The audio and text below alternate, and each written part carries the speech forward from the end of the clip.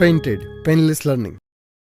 નમસ્કાર વિદ્યાર્થી મિત્રો, આજે આપણે ધોરણ 6 વિષય વિજ્ઞાન પાઠ 10 ગતિ અને અંતરનું માપન જે આપણી ટેક્સ્ટબુકની અંદર જે સ્વાધ્યાય છે એનું સોલ્યુશન લઈને તમારી સમક્ષ રજૂ થયા છીએ. મિત્રો વધારે સમય ન લેતા આપણે સ્વાધ્યાય પર આવીએ.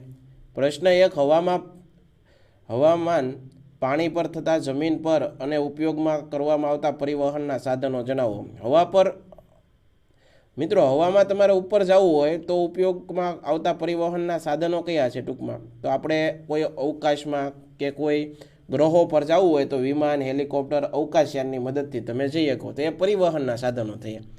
હવે પાણીમાંથી તમારે એક જગ્યાએ બીજી જગ્યાએ પાણીના મારફતે જવું હોય તો એના પરિવહનના સાધનો હોડી, વહાણ, આગબોટ વગેરે. ત્રીજું, જમીન ઉપર કયા કયા પરિવહનના સાધનો છે? બસ, ટ્રેક્ટર, રિક્ષા, આ બધા જમીન પર ચાલતા પરિવહનના સાધનો. ખાલી જગ્યા મિત્રો 1 મીટર બરાબર 100 સેન્ટીમીટર, 5 કિલોમીટર બરાબર 5000 મીટર. હિંચકા પર કોઈ બાળકની ગતિ આવર્ત ગતિ, સિલાઈ મશીનના સોયની ગતિ આવર્ત ગતિ, સાયકલના પૈડાની ગતિ વર્તુળાકાર ગતિ. ત્રીજો પ્રશ્ન, પગ અથવા પગલાંનો ઉપયોગ લંબાઈના એકમ માત્રના સ્વરૂપે કરવામાં આવતો નથી, કારણ કે દરેકના પગ અને પગલાંનું માપ સરખું હોય નહીં. મિત્રો હજી સુધી જો તમે પેન્ટેડ એપ્લિકેશન ડાઉનલોડ ન કરી હોય તો આજે જ ગૂગલ પ્લે સ્ટોર પર જઈ અને તમે પેન્ટેડ એપ્લિકેશન ડાઉનલોડ કરો, જેની અંદર ધોરણ 6 થી લઈ 12ના તમામ વિષયોનું સચોટ માર્ગદર્શન, live lectures, video lectures, test series, આ ઉપરાંત મટીરિયલ પણ તમને પ્રોવાઈડ કરાવવામાં આવશે. નીચે લિંક ડિસ્ક્રિપ્શનમાં આપેલી છે, જેમાં જઈ અને તમે આ ડાઉનલોડ કરો. આ ઉપરાંત જો હજી સુધી તમે અમારી યુટ્યુબ ચેનલ પેન્ટેડના નામે ચાલે છે તે ન સબસ્ક્રાઈબ કરી હોય તો સબસ્ક્રાઈબ કરો. આ ઉપરાંત જો ભાવનગરની અંદર જો કોઈ વિદ્યાર્થીઓ વસવાટ કરતા હોય તો તેના માટે 8 થી 12નું તમામ કોચિંગ પૂરું પાડતી આલ્ફા એકેડમી નામની કોચિંગ ઇન્સ્ટિટ્યૂટ આવેલું છે, તો તમે તેનો સંપર્ક કરી શકો. પ્રશ્ન 4, નીચે આપેલા લંબાઈના એકમો તેમની વધતી લંબાઈના આધારે ગોઠવો. નવતી લંબાઈનો નાનો એકમ મિલીમીટર, સેન્ટીમીટર, મીટર અને કિલોમીટર. પ્રશ્ન 5, કોઈ વ્યક્તિની ઊંચાઈ 1.65 મીટર છે, તેને સેન્ટીમીટર તથા મિલીમીટરમાં દર્શાવો. હવે 1.65 મીટર બરોબર છે ગુણ્યા 100 કરો એટલે તમને શું મળશે? સેન્ટીમીટર, એટલે 165 સેન્ટીમીટર. હવે 1.65 મીટર ને તમારે મિલીમીટરમાં ફેરવવું હોય તો એના ગુણ્યા 10 કરો એટલે 1650 મિલીમીટર. હવે રાધાના ઘર તથા તેની શાળા વચ્ચેનું અંતર 3250 મીટર છે. આ અંતરને કિલોમીટરમાં દર્શાવો. 1000 મીટર બરાબર 1 કિલોમીટર. 3250 મીટર બરાબર 3250 ભાગ્યા 1000 કિમી. તો જવાબ આવશે 3.250 કિમી.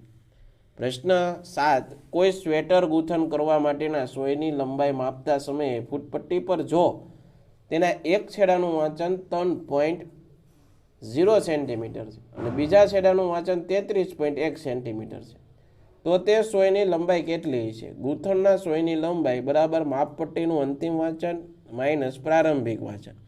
અંતિમ વાંચન કેટલું છે? 33.1 માઇનસ પ્રારંભિક વાંચન કેટલું? 3.0, તો કેટલું આવશે? 30.1 સેન્ટીમીટર. પ્રશ્ન 8, કોઈ ચાલતી સાયકલના પૈડા તથા સીલિંગ પંખાના પાંખિયાની અને ગતિમાં જોવા મળતી સમાનતા તથા ભિન્નતા લખો. તો સાયકલના પૈડા અને સીલિંગ પંખાના પાંખિયાની બંનેની ગતિમાં સમાનતા કઈ? તો એ વર્તુળાકાર ગતિ કરે એ. અને ભિન્નતા કઈ? તો સાયકલનું પૈડું જ્યારે જમીન સાથે અડેલું હોય અને અડે એટલે શું છે? સાયકલના પૈડા ફરવાની સાથે સાયકલ આગળ ગતિ કરે. જ્યારે સીલિંગ પંખાના પાંખિયા શું હોય? હવામાં હોય, એટલે તે કાંઈ જમીન સાથે અડતા નથી, આને કારણે તે સાયકલની જેમ આગળ વધતા નથી.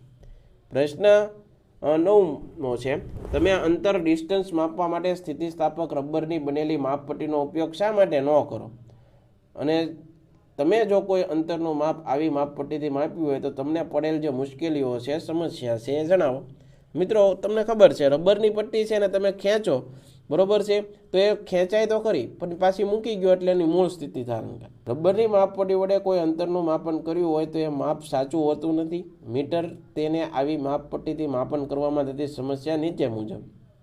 પહેલું, સ્થિતિસ્થાપક રબરની માપપટ્ટીની લંબાઈ બદલે. તમે વધુ ખેંચીને લંબાઈ માપવા જતાં માપપટ્ટીની લંબાઈ વધી જાય.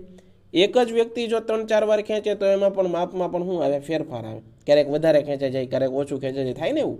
એક જ વ્યક્તિ એક જ સ્થિતિસ્થાપક રબરની માપપટ્ટી વાપરી અંતરનું માપન 2 કે 3 વાર લેતા તે માપનમાં થોડો ફેરફાર થાય. જુદી જુદી વ્યક્તિ એક જ વસ્તુનું માપન એક જ સ્થિતિસ્થાપક રબર પટ્ટી વડે કરે તો દરેકના માપ જુદા પડે છે. 10મો પ્રશ્ન, આવર્ત ગતિના ઉદાહરણ અને વર્તુળાકાર ગતિના બે ઉદાહરણ આપો. આવર્ત ગતિના ઉદાહરણ તો કે ભાઈ ઘડિયાળના લોલકની ગતિ, હિંચકાની ગતિ. અહીંયા વર્તુળાકાર ગતિ પૂછે તો મિત્રો શું લખવાનું? ચકડોળ, પંખાના પાંખિયાની, સાયકલના પૈડા, એ બધા વર્તુળાકાર ગતિ કરે. આશા રાખું તમને આ સોલ્યુશન ગમ્યું હશે. ફરીવાર આવા સોલ્યુશન સાથે તમારી સમક્ષ રજૂ થઈશું. ત્યાં સુધી અમને રજા આપો. જય હિન્દ, જય ભારત, ધન્યવાદ. Painted Painless Learning.